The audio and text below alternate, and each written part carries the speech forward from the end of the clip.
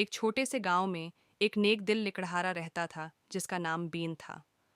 हर रोज been जंगल में जाकर लकड़ियां काटता और उन्हें बेचकर अपने खानदान का पेट पालता।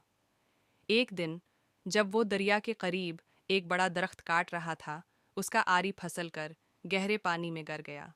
बीन बहुत गमगीन हो गया क्योंकि आरी ही उसका रोजगार था। जब वो किनारे पर बैठा हुआ था, परी जाहिर हुई।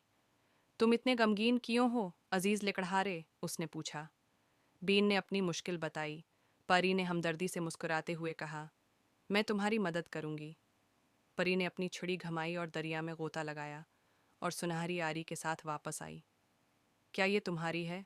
उसने पूछा। बीन ने सिर हिलाकर कहा, नहीं, ये मेरी नहीं है। मेरी आरी सादा थी, सुनहरी नहीं। परी दोबारा गोता लगाई और चांदी की आरी के साथ वापस आई। उसके बारे में क्या ख्याल है? उसने पूछा। बीन ने कहा, नहीं, ये भी मेरी नहीं है।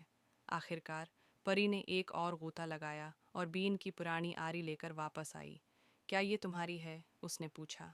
बीन मुस्कुराते हुए बोला, हाँ, ये मेरी है। शुक्रिया। परी उसकी ईमानदारी से मुतासिर होकर बोली, क्योंकि तुमने सच बोला, मैं तुम्हें इनाम दूंगी।